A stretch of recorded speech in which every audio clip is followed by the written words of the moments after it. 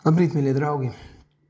Bieži vien Jēzus dziedina ar vārdu. Mēs redzam, ka tas, ko viņš saka, jebkura slimība, dēmoni pakļaujas viņa vārdam.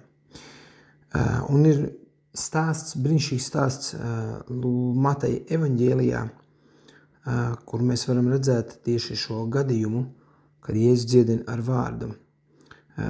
Tad Mateja evaņģēlijas 8. nodaļa, 5. pants, bet kad viņš iegāja Kapernamā, viens virsnieks nāca pie viņa, to lūdza un sacīja: Kungs, mans kalps guļ mājās triekas ķerts un cieš lielas mokas. Un Jēzus uz to saka: es iešu un darīšu veselu.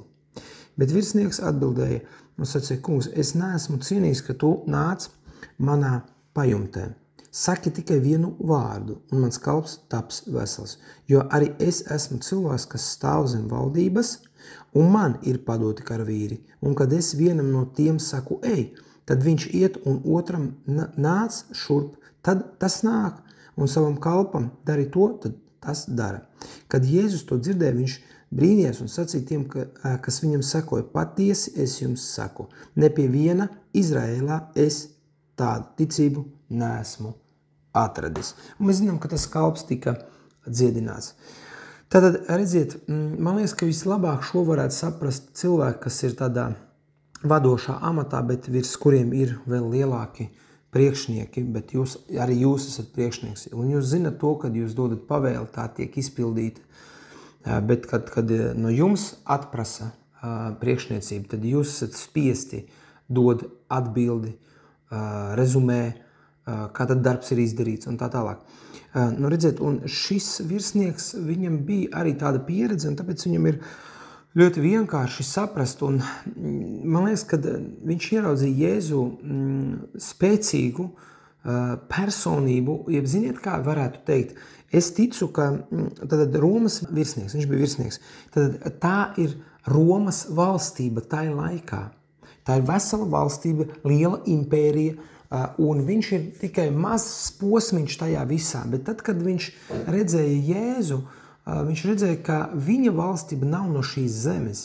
Viņš redzēja, ka viņa valstība ir daudz lielāka nekā Romas valstība. Es domāju, ka viņš redzēja Jēzu darot brīnumus to, kad ļaunie gari pakļaujas, kad tā ir valstība, kas ir virs zemes valstības.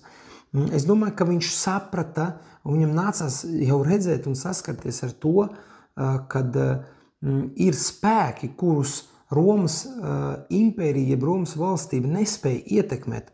Kā šī slimība, triekas ķerts, bet viņš redzēja un saprata, ka Jēzus ir tas, kurš ir augstāks par jebkādām varām, un tāpēc viņš izanalizējot tās lietas, viņš saka, saki tikai vārdu. Saki tik vienu vārdu. Un Jēzus bija pārsteigts viņa ticībā. Tad, mīļie draugi, Jēzus dzīvo mūsos.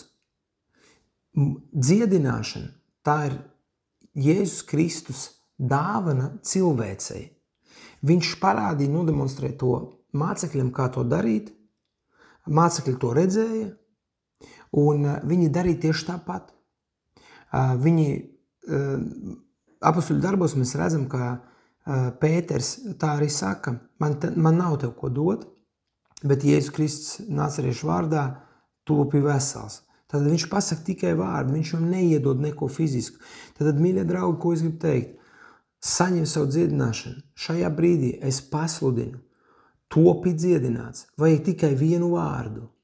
Topi dziedināts, tad dziedināšana. Labi, te ir divi vārdi, bet jūs sapratāt. Esi dziedināts, pieņem savu ticību. Priekš tevis viens vārds ir, es pieņemu. Nav svarīgi, kāda ir slimība, kāda ir diagnoze, kāda ir vājība. Tev vienkārši jāsaka, es pieņemu.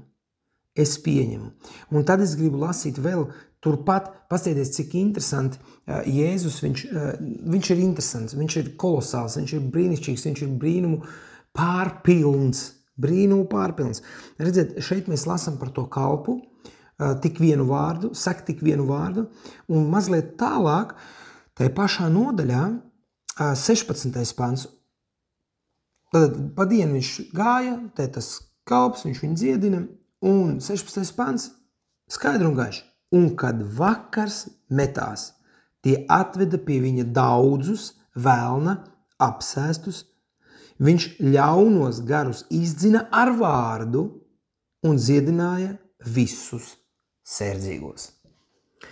Redziet, mīļie, pret ļauniem gariem nav citas varas, kā vien vārds.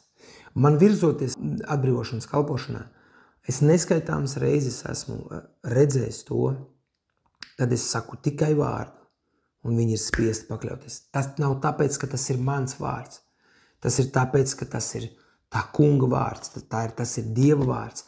Es stāvu uz Dieva vārda, es paļaujos uz Dieva vārdu. Es saku tos pašus vārdus, ko teica Jēzus. Jeb es saku, izej Jēzus Kristus vārdā. Jēzum nevajadzēja teikt, izej Jēzus Kristus vārdā. Jēzum vajadzēja teikt tikai izej, jo viņš pats bija Jēzus. Bet mēs lietojam izej Jēzus vārdā. Jēzus skaidri gaiši saka, manā vārdā tie ļaunos garus izdzīs, un es arī to daru. Ko nozīmē manā vārdā? Manā vārdā nozīmē, kad es esmu sūtīts no viņa. Es prezentēju viņa vaigu. Es esmu cilvēks, kas prezentē draudzi. Ne es, bet draudzi kopumā ir tā, kas prezentē Jēzus vaigu. Un viņa vārdā es eju, un viņa vārdā es pavēlu, un ļaunie gari pakļaujas. Atcerieties to gadījumu, kad septiņskavas dēli taisījās izdzīt ļaunos garus no viena cilvēka. Un tur skaidri un gaiši ļaunie gari atbildēja. Jēzu mēs zinām, un Pāvils mums ir pazīstams. Tad viņi zina Jēzu, kas ir personība, un viņi zina Pāvilu, tas, kurš iet Jēzus vārdā sūtīts. Bet jūs kas tādi esat? Tur rakstīts, ka tas viens cilvēks ņēma tādu varu pār tiem 7 skavas dēliem, ka tie pliki, skrandaini un sasisti aizmuka. Tad, mīļie draugi, mīļie cilvēki, mīļie latvieši un arī visas pārējās tautības, kas dzird un klausās, Jēzus Kristus vārdā topi brīvs no jebkādas slimības, no jebkādas vājības, no bezmiega, no trauksmēm, no panikas lēkmēm, no miega paralīzes, no satraukuma, no depresijas, no tumsības. Jēzus Kristus vārdā topi vesels, absolūti, lai nāk tava brīvība tavā dzīvē no Jēzus Kristus. Jo viņš par to ir samaksājis. Topi pilnīgi vesels. Nevis daļēji, bet pilnīgi vesels. Un lai tas nekad vairs tavā dzīvē neatgriežas. Esi svētīts, mīļais draugs, mīļais cilvēks. Dievs tevi mīl, un tā ir viņa mīlestība. Caur to izpauž viņa mīlestība, ka viņš dāvā tev dziedināšanu.